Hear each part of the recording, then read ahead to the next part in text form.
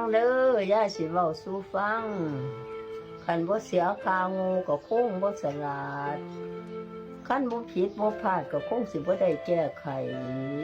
คันบ่เจ็บบ่ซ้ำก็คงสิบ่ได้ใส่ใจ